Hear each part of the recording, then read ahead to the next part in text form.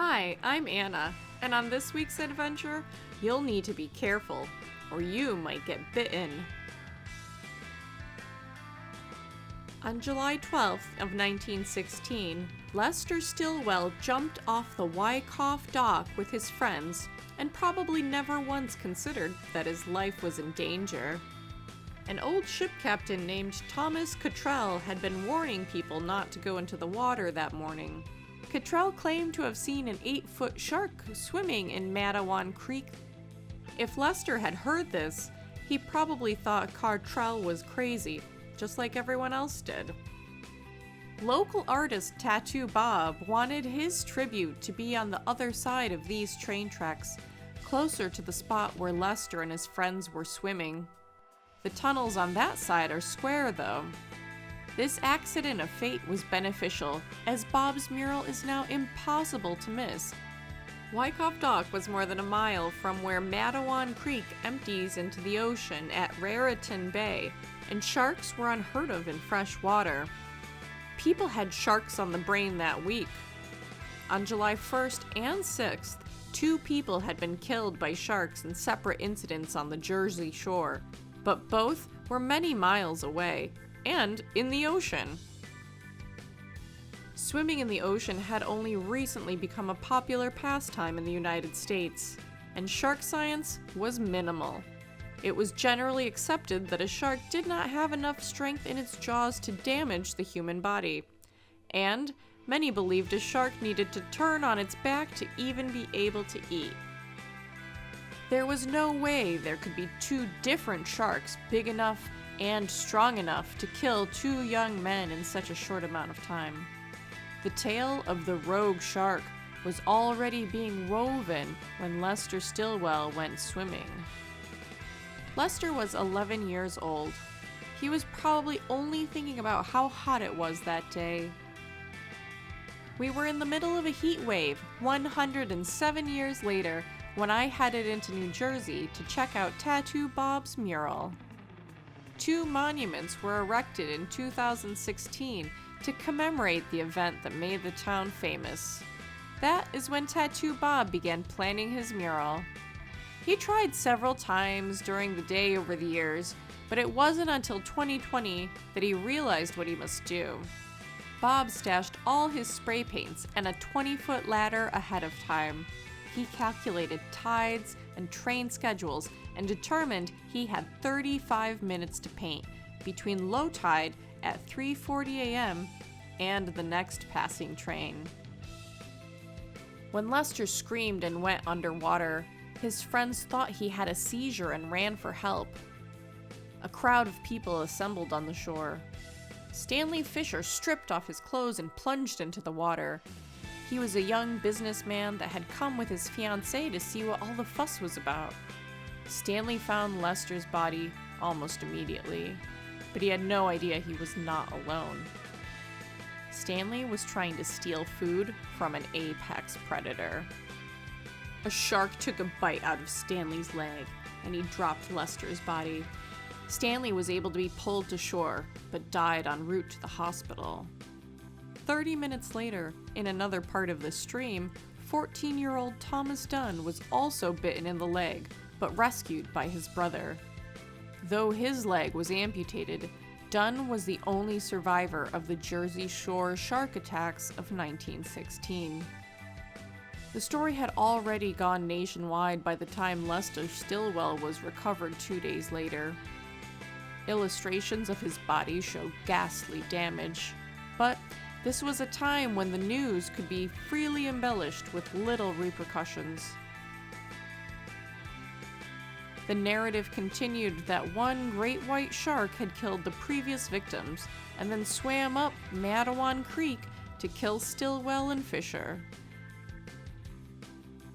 Several different photos exist claiming to be a shark that was killed in Raritan Bay that had 15 pounds of human flesh in its stomach.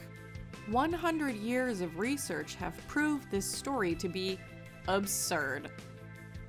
Most experts now agree that a bull shark or sharks attacked Stillwell, Fisher, and Dunn. Tattoo Bob says he loves seeing photos of his artwork posted online. His favorite part is that the photos are always accompanied by the story, keeping the history of his town alive.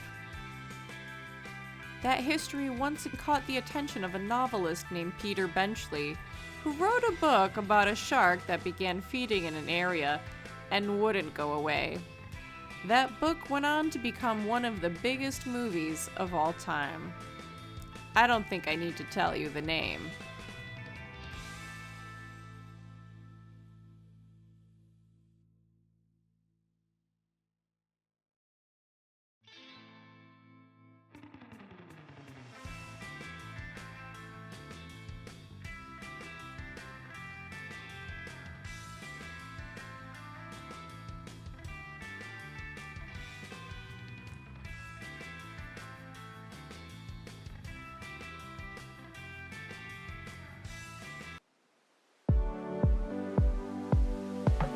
Hi, I'm Anna, and on this week's Saturday Adventure, I'm in paradise.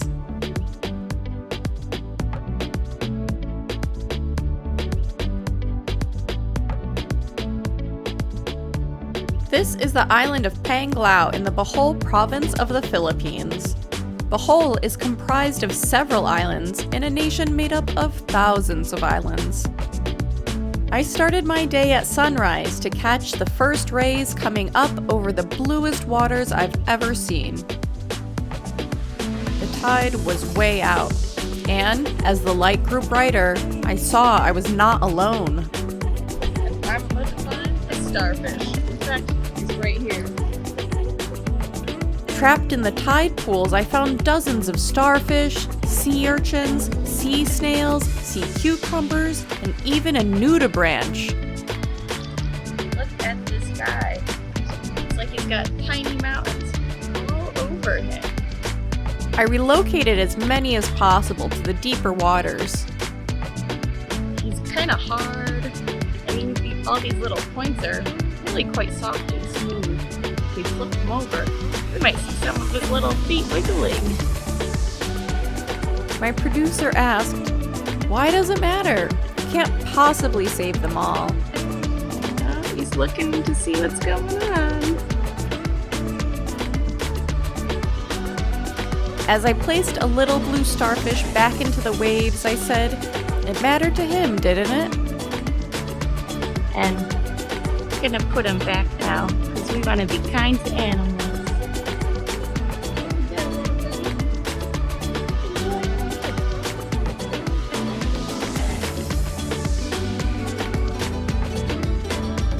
I was not here for leisure, though.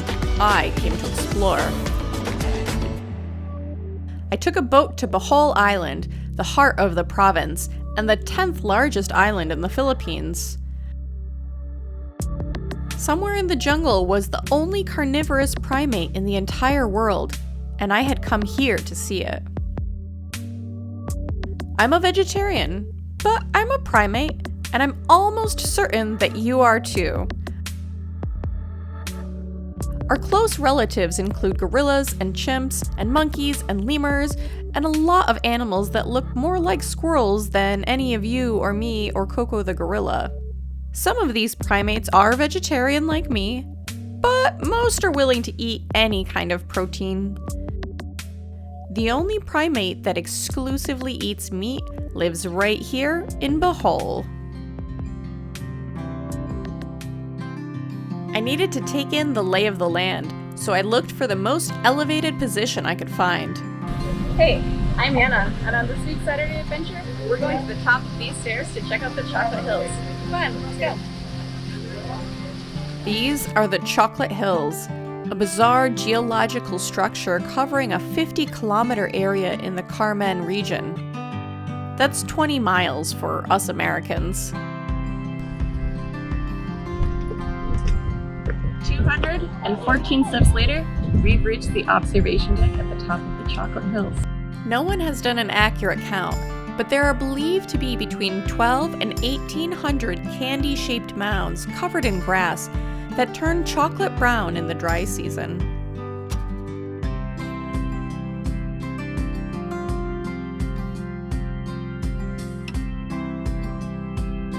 The view up top was spectacular, but the only primates I saw were wearing shoes and hats and carrying cameras. I knew every single one of them, myself especially, was at least a little bit vegetarian. I found my guide and asked him to take me to the Carnivorous Primates. Here is when things got cagey.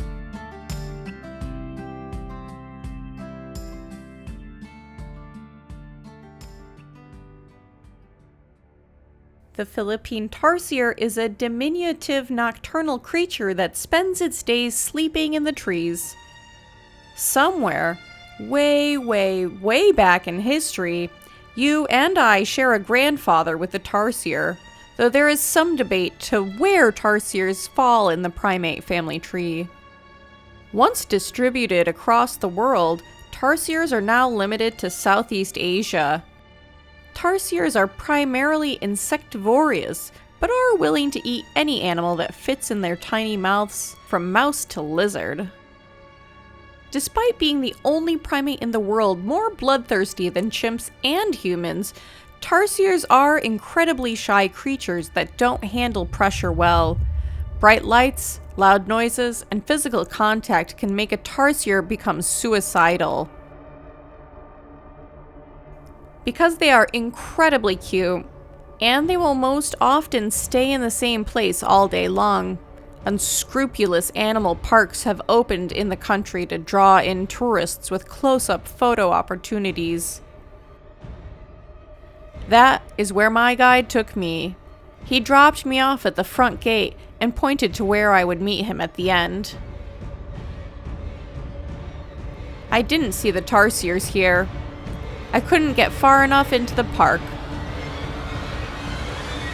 The rude zoo attendants mocked me when I didn't want to go look at the skinny, malnourished animals, the monkeys that had to live in total isolation to keep them from fighting, or the alligator gar that barely had room to turn around in the small concrete pool it lived in. I found my guide in the snack area drinking coffee. He was surprised I was done so soon, but I was on the edge of tears. When I told him what was wrong, he had the solution. He took me through the man-made forest, across the river, and into the deep jungle. This is the Tarsier Research and Development Center, founded by Carlito Pizarras, the Tarsier Man. The center was built as a research and conservation area in the jungle where visitors can experience these delicate animals in a natural environment under minimal stress. Instead of waiting in the car like all the other places we visited, my guide came inside the welcome center with me, guiding me to the ticket counter, pointing out exhibits along the way. It was clear he was just as upset about the last park as I was. Only small groups of visitors are allowed inside the tarsier enclosure, and they must be accompanied by a staff member at all times. Park attendants locate the tarsiers in the morning before the park opens, so guests can be led to the animals without getting too close. In parks like the previous zoo, tarsiers are caged at night and placed on perches as they are too scared to leave each morning. The TRDC is surrounded by a high wall that keeps out any predators interested in dining on a tarsier. The nimble tarsiers are not obstructed by the wall, allowing these incredibly territorial animals to come and go as they please. The enclosure is made appealing to the tarsiers with chumming. Heavy floodlights are set up around the building to attract insects. The insects attract the tarsiers, who are provided with a safe haven from predators to spend the night feasting.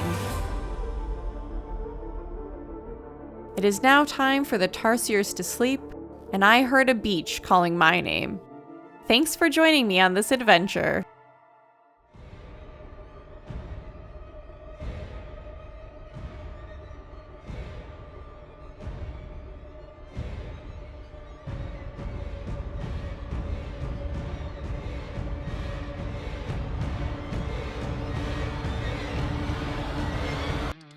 Do you like weird stuff? Shop Saturday Adventures.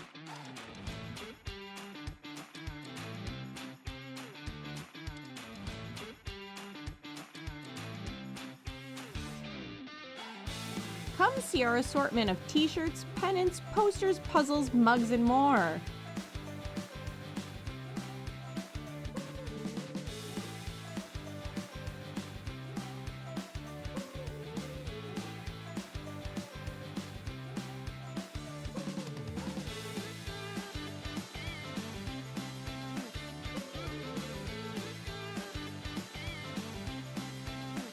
Check out SaturdayAdventure.etsy.com.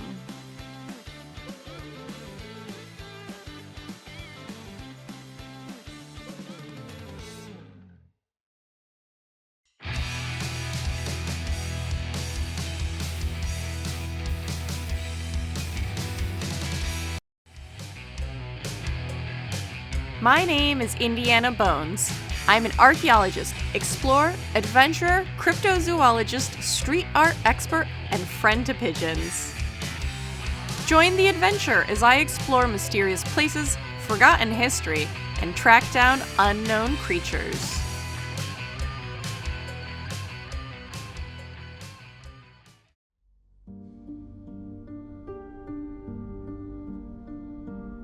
Hi, I'm Anna, and today's adventure might be the darkest place I've ever visited.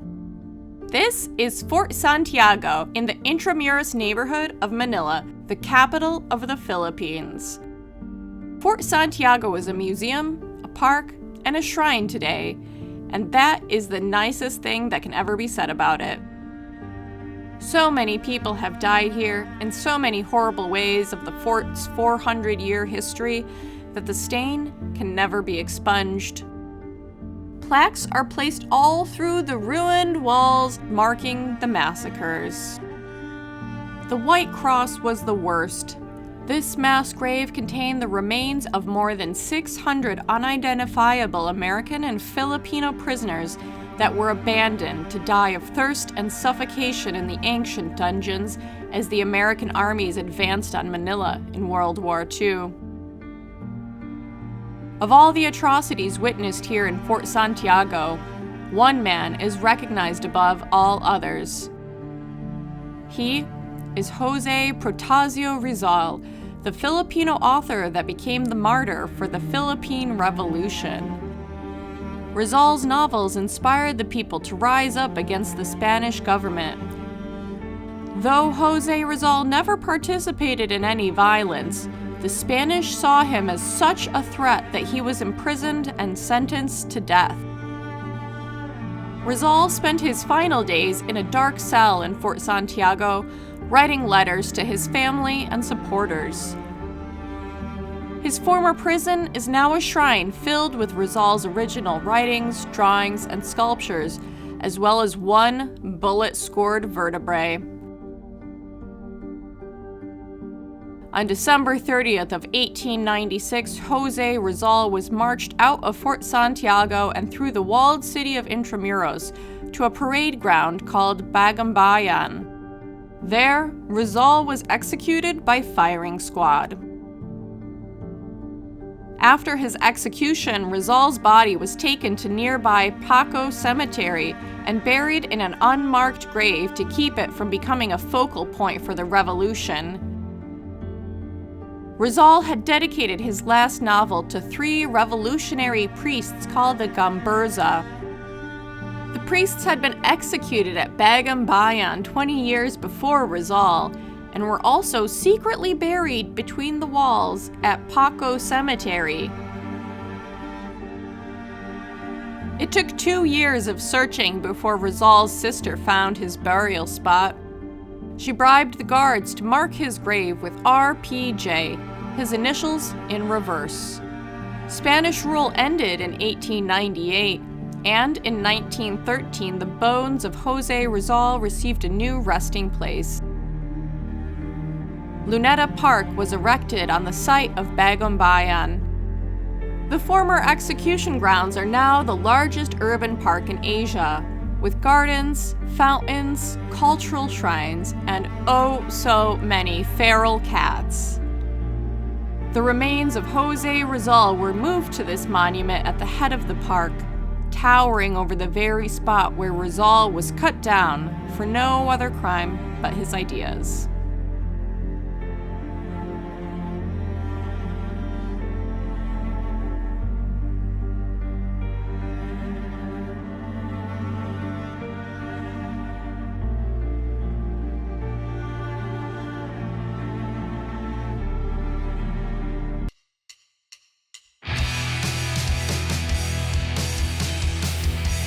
My name is Indy Anna Bones. I'm an archaeologist, explorer, adventurer, cryptozoologist, street art expert, and friend to pigeons.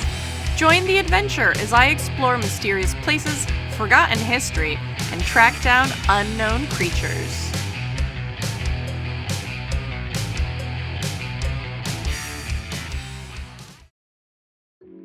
Let me tell you about Bubblebutt.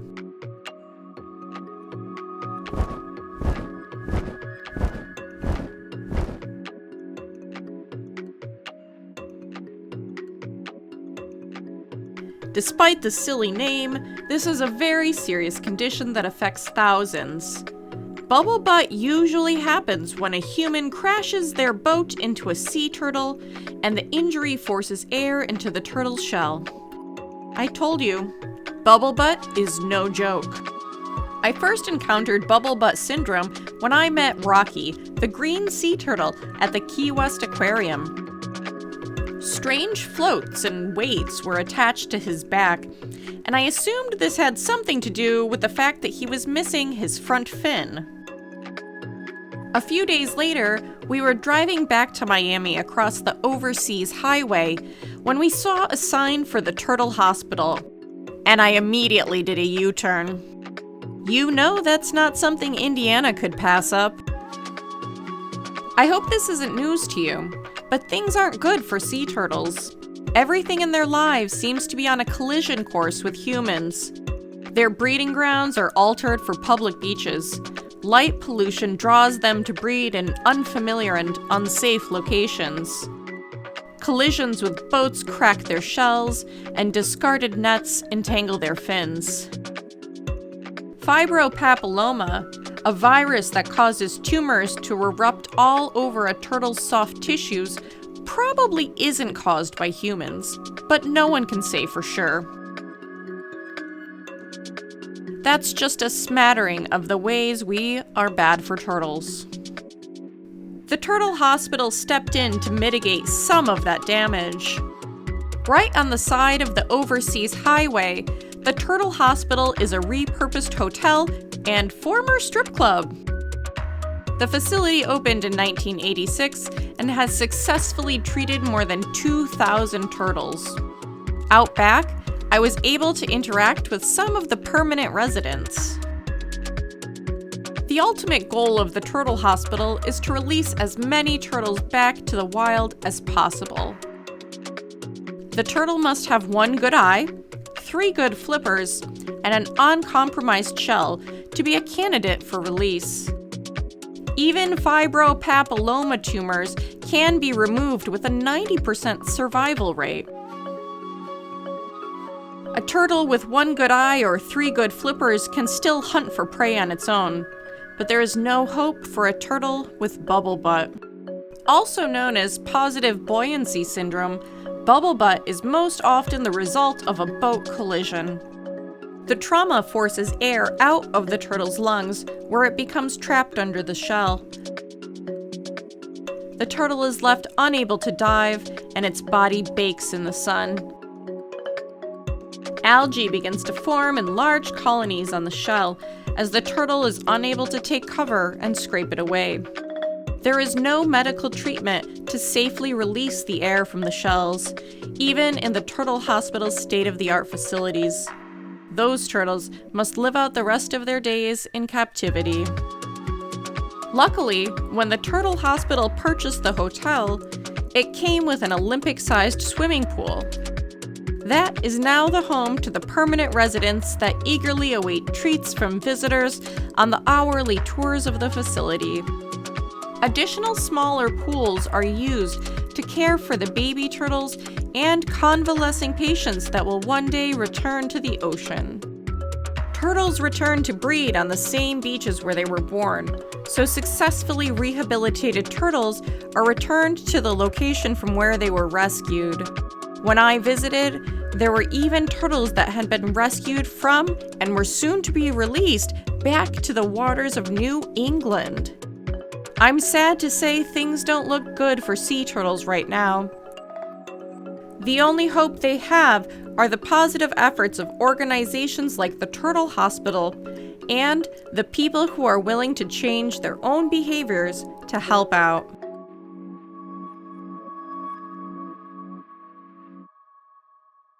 I'll be there to guide you into the great unknown. The great unknown. The great unknown. 'Cause I bear witness. I won't let you go.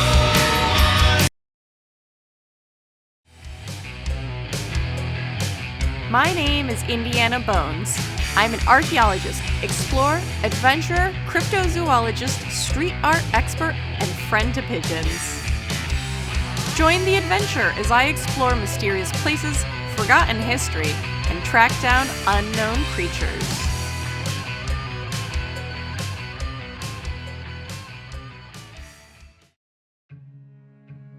I found my first Toynbee tile on South Street in Philadelphia when I was in the 6th grade.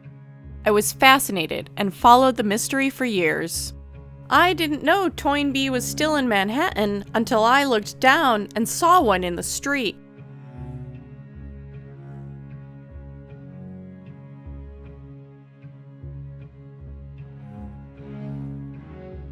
The identity of the Toynbee tiler has never been confirmed. A 2011 documentary called Resurrect Dead claims that one man is responsible for all or most of the tiles laid in the United States, and one tile that appeared in Santiago, Chile.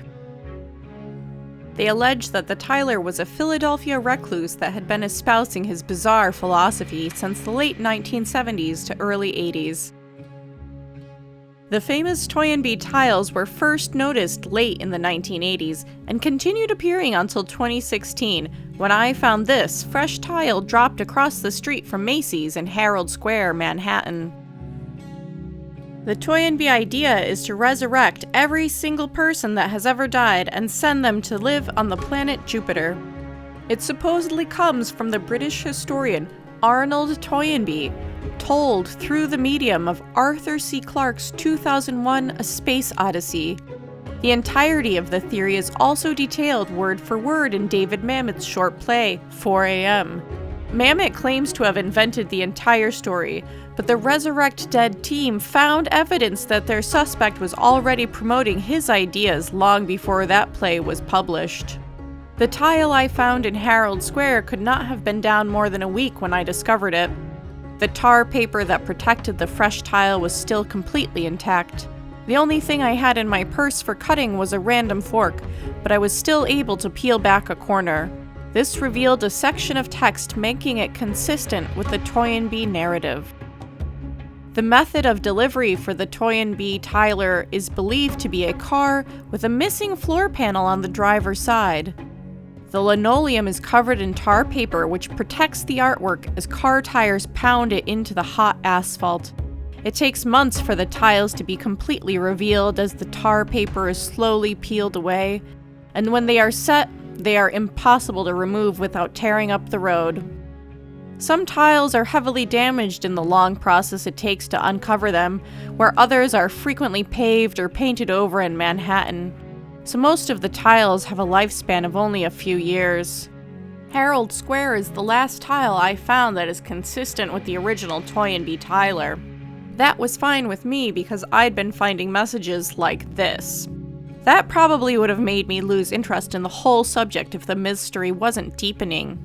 As I searched the city streets, I realized that many tiles I believed to be Toynbees were signed by another artist.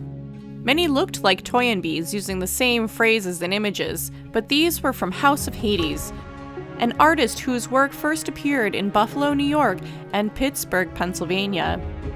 He's believed to originate in Buffalo. Upstate represent! House of Hades was already dropping tiles in New York City before I started noticing them in 2016. The Toynbee tiler had a very limited area of operation in Manhattan, and for a long time Hades stayed within that area as well. It's a tourist's view of Manhattan, south of Central Park with no tiles below 27th, or east or west of 3rd and 8th. Tiles appeared at intersections in front of obvious landmarks like Rockefeller Center, Macy's, or Times Square. It's the most boring part of New York City, and everybody is too busy looking up to look down. House of Hades tiles grew larger and more elaborate, and were very quickly outshining Toynbee. He also quickly expanded his territory. It could be that he now lives in or close to New York City, or at least knows the city a little better. He's even made it into Brooklyn. Like every tourist, he came to Williamsburg first. House of Hades probably deploys his tiles in a similar method. He seems to pull up to a red light, drop a tile through the floor, and drive away with none the wiser. He describes himself in similar terms to Toynbee, as one man at war with the media. He supports the Black Lives Matter movement, and he advocates for reading books, so I can't think Hades is all bad. The Hades tiles are far more elaborate and artistic, each new tile more wild and intricate than the last. Tiles dated to 2021 are the most recent I found at the time of this video, so I'm glad to know the pandemic didn't shut Hades down. Have you found a Toynbee or a Hades tile? Let me know in the comments below. I'll be there to guide you into the great unknown. The great unknown. The great unknown. 'Cause I bear witness. I won't let you.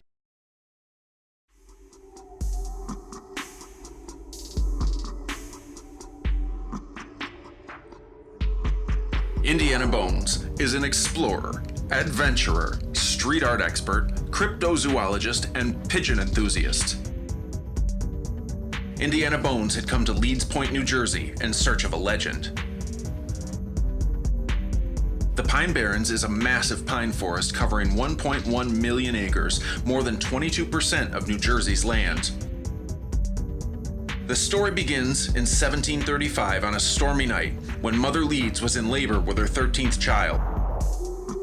Mother Leeds cursed the child to be the devil itself, and upon birth, it had bat wings and a forked tail. Well into the 20th century, the Leeds family was still finding their final resting place in the town that bears their name. Some tombstones were very old, but nothing from the age of Mother Leeds.